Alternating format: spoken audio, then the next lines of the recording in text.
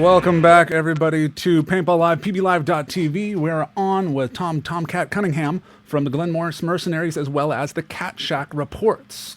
How you doing? Hey, I'm good, Ryan. How are you, buddy? Good, good. Trying to stay cool. You know, how is the weather like over there? Over here in Southern California, it's just really crazy hot. Well, it's been really crazy hot, but now it's gotten very, very cool here. So it's almost, it's pretty much fall all of a sudden.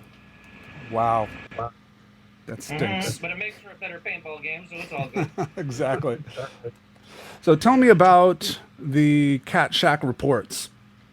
Catshack reports. Where do I start? Well, I guess at the beginning, eh? When you get to the end, stop.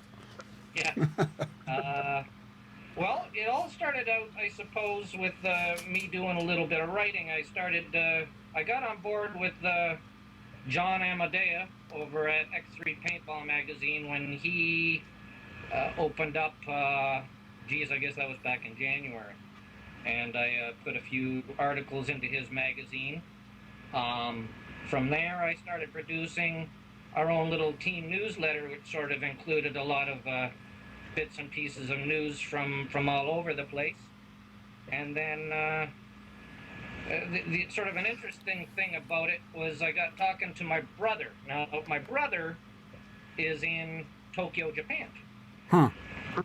And he's doing some web work and stuff with a Japanese firm over there.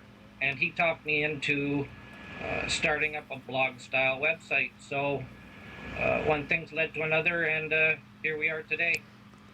I think this is great. I mean, the fact that paintball has evolved over the years. I mean, I first got into paintball in around '98 or so, and that's back when having the zines was real big, and everybody's trying to do their own paintball zine. And it was like trying to put your own magazine or something out, and then it moved over to everybody. I mean, you weren't anybody if you didn't have your own chat board, and everybody had to have their own effing message board, even if you had no traffic to your site.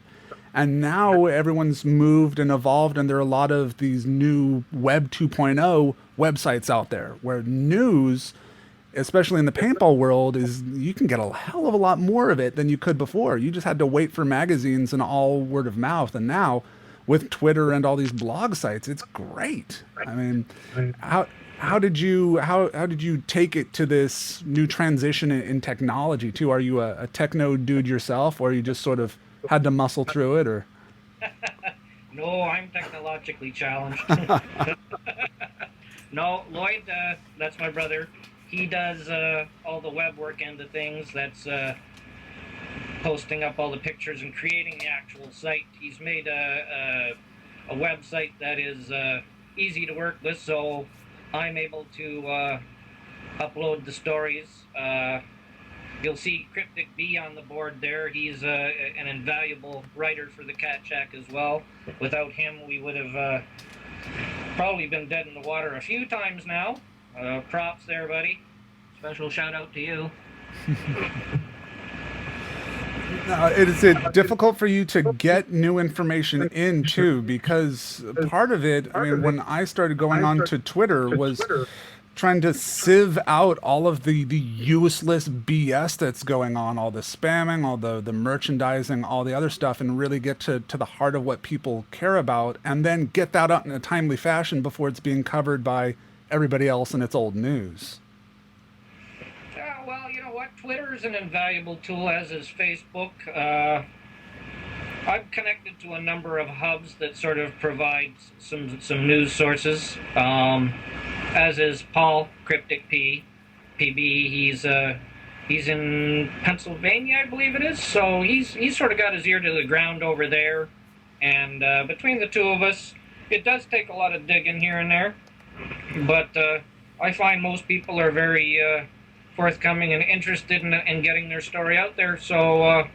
Absolutely. I shouldn't have to ask you guys if you guys want to have your teams, or you name it. If it's paintball, catshackreports@gmail.com. Send it over. Nice. Now, what's in the future for the Catshack? Are you guys gonna go into a full production line where you're gonna go the way of an internet magazine, which seems to be sort of in vogue too? Or are you gonna stick straight to the blog site and what you're doing? I mean, or are you gonna move into TV production and maybe we can see you on VH1 producing music videos and then be up there for Michael Bay for the next Transformers? You know, sky's the limit. Well, I don't know. I think at the moment, I want to, keep it real. For now, I think we're going to keep doing what we're doing. I would like to probably start including a bit more video into the site, and we've started doing that. There's a few things that we're working on. Nice. Now, you already have branched out a little bit into, you have your own contest going for the Catshack ladies. You tell us about that. How that's going. I connected with the team captain, Rob, over at San Francisco Explicit, and he's graciously put up some pretty cool swag for the winning 2009 Miss Catshack.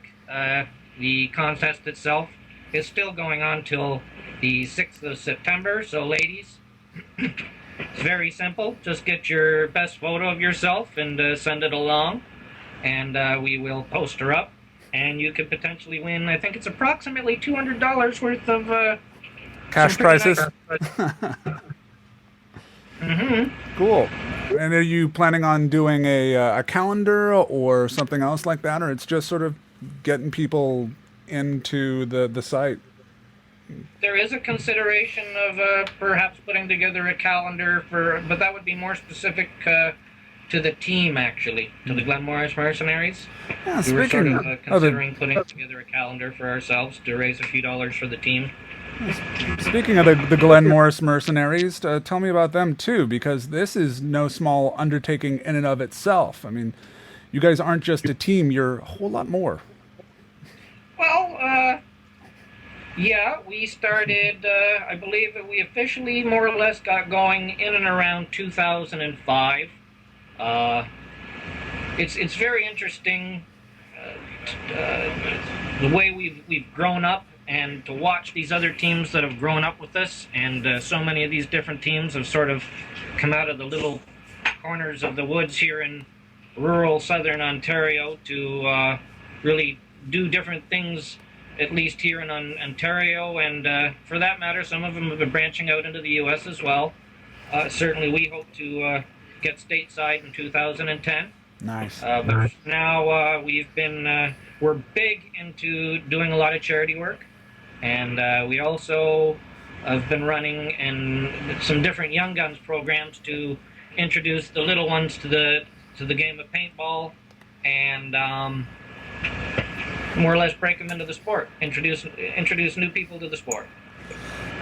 What do you think about the future of the sport now that you are one of these people with quote-unquote insider information? What do you think the sport's going, and do you think that with the economic downturn, more people are going to turn to paintball as an alternative to large-scale family vacations, or do you think it's going to sort of drive people away because, unlike baseball, you don't have to pay for $50 for new baseball every time you play, like you do with paintball when you go out to an event? Well, I think it's just like you just put it. Absolutely. Yes, we're in an economic downturn. Certainly the news that we heard today isn't a good thing, but I think it's a passing thing. Just as you said, and given some of my own insider information, at least it's my understanding here in Canada that paintball is actually up. It's and a figure I was told was 30%.